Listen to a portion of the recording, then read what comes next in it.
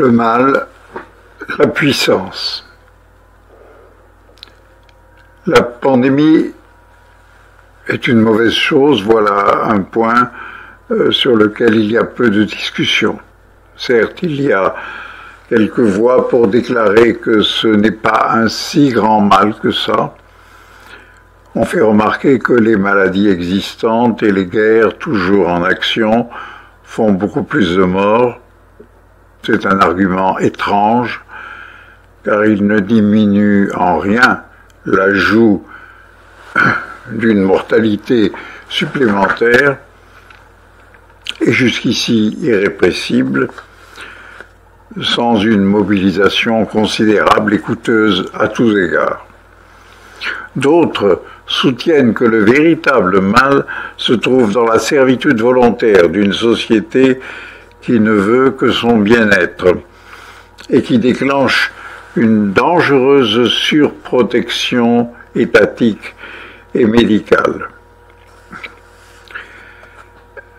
Comme s'il fallait inventer un héroïsme abstrait, dépourvu de cause, tout autant que de dimension tragique.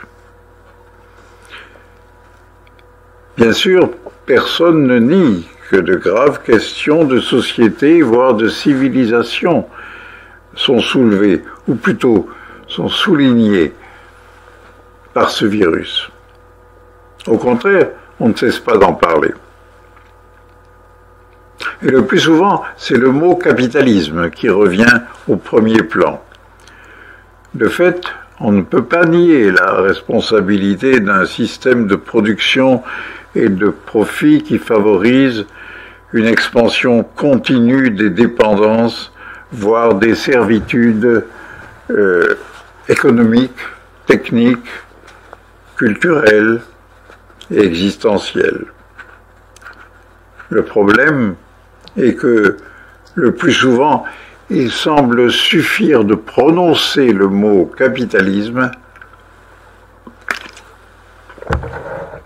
pour avoir exorcisé le diable.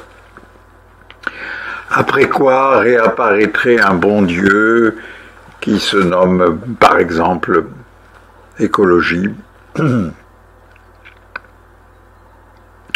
ou qui peut porter encore d'autres noms, démocratie. On oublie ainsi que le diable en question est très vieux et qu'il a fourni le moteur de l'histoire du monde moderne depuis 7 siècles au moins, configurant et modelant le monde. La production illimitée de la valeur marchande est devenue la valeur en soi, la raison d'être de la société. Les effets ont été grandioses, un nouveau monde a surgi, il se peut qu'il soit en train de se décomposer, mais sans rien nous fournir pour le remplacer. On est même tenté de dire au contraire, quand on voit des pratiques sauvages comme le racket d'une nation sur les masques d'une autre, la fuite d'un roi qui va se confiner à 9000 km de chez lui, l'annonce d'un culte destiné à procurer une immunisation divine contre le virus, ou même simplement les empoignades hystériques autour d'une hypothèse de traitement. En vérité, ce qui est en jeu, ce n'est pas seulement tel ou tel défaut de fonctionnement, c'est quelque chose qui va mal de manière constitutive, inhérente au cours que le monde a pris ou que nous lui avons fait prendre depuis longtemps. Et ce qui va mal est bel et bien, si j'ose dire, de l'ordre du mal. Le virus, bien sûr, n'est pas le mal en soi, mais la virulence de la crise, ses effets immédiats et plus encore prévisibles d'aggravation des conditions des plus pauvres, permettent de dire qu'elle rassemble cette crise de matière frappante les traits du mal. Il y a 3 formes du mal: la maladie, le malheur et la malfaisance. La maladie fait partie de la vie. Le malheur est ce qui fait souffrir l'existence, c'est-à-dire la vie qui se réfléchit elle-même, que ce soit par une maladie ou par une agression naturelle, sociale, technique, morale, politique. La malfaisance, qu'on pourrait aussi nommer le maléfice, est la production délibérée d'une agression ou d'une maladie. Elle vise l'être ou la personne, comme on voudra dire. Elle veut le faire ou la faire souffrir. Jusqu'à quel point la virulence actuelle est-elle délibérée? Eh bien, elle l'est jusqu'au point où sa puissance est liée ou corrélée au grand complexe de ses facteurs ou de ses agents. Il est inutile de répéter ce qui a été largement documenté et développé sur le développement des formes virales, les conditions de contagion offertes par les communications actuelles, les chantiers de recherche ouverts depuis maintenant plus de 20 ans et toutes les interactions techniques, économiques et politiques. Ce sont des complexes analogues qui engagent les pollutions, les destructions d'espèces, les empoisonnements par pesticides, les déforestations, non moins qu'une bonne partie des famines, des migrations forcées, des conditions de vie pénibles, des appauvrissements spectaculaires, chômage et de toutes les autres formes de décomposition sociale et morale.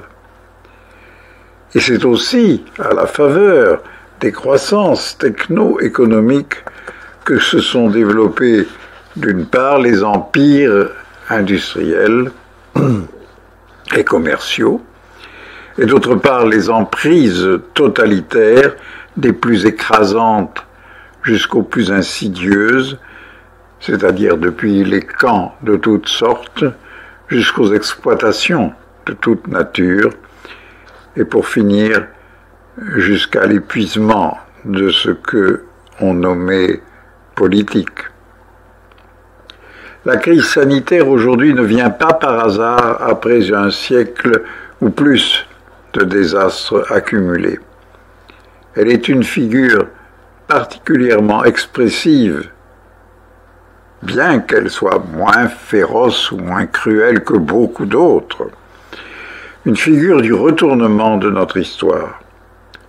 Le progrès révèle une capacité de malfaisance depuis longtemps soupçonnée, mais désormais avérée. Les avertissements de Freud, de Heidegger, Günther Anders, Jacques Ellul et bien d'autres sont restés lettres mortes. De même qu'est resté lettre morte tout ce qui avait été travaillé pour déconstruire la suffisance du sujet, de la volonté de l'homme, de l'humanisme.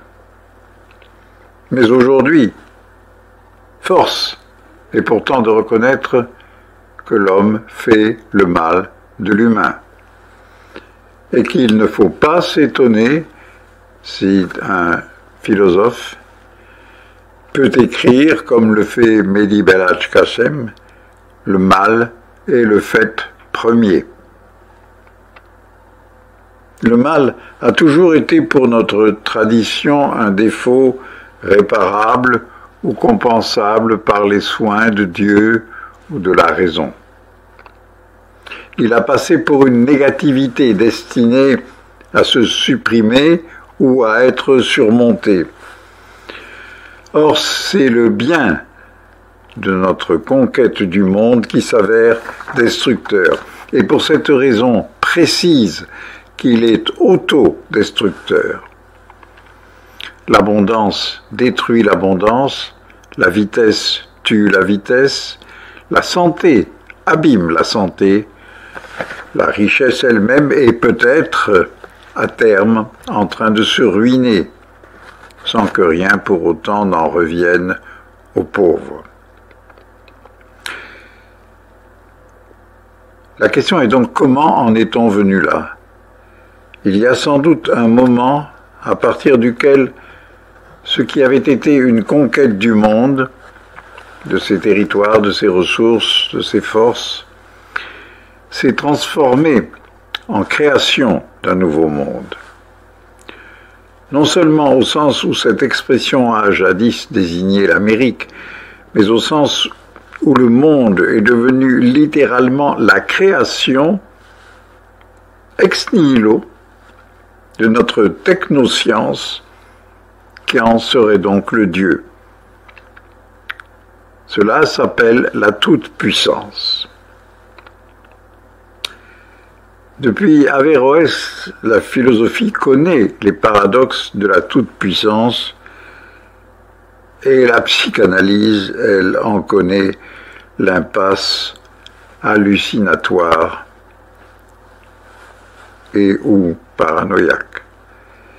Il s'agit toujours de la possibilité ou non de limiter une pareille puissance. Qu'est-ce qui pourrait indiquer une limite? Peut-être justement, et ce serait le bienfait de cette crise, peut-être justement l'évidence de la mort que le virus nous rappelle. Une mort qu'aucune cause, aucune guerre, aucune puissance ne peut justifier et qui vient souligner l'inanité de tant de morts dues à la faim, à l'épuisement, aux barbaries guerrières, concentrationnaires ou doctrinaires. Savoir que nous sommes mortels non par accident, mais par le jeu de la vie, et aussi de la vie de l'esprit, c'est peut-être ce qui nous reste à découvrir. Si chaque existence est unique, c'est parce qu'elle naît et meurt.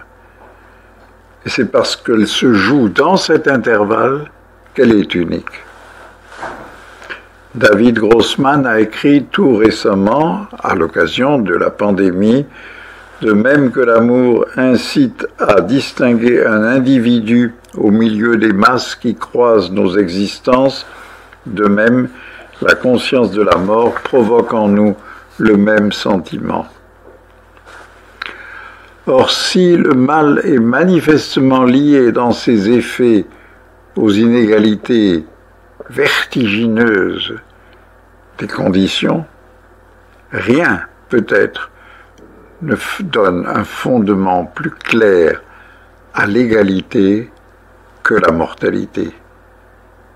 Nous ne sommes pas égaux par une sorte de droit abstrait, mais par une condition concrète d'existence. Nous savoir ainsi fini, positivement, absolument, infiniment et singulièrement fini, et non indéfiniment puissant, c'est sans doute l'unique moyen de donner sens à nos existences.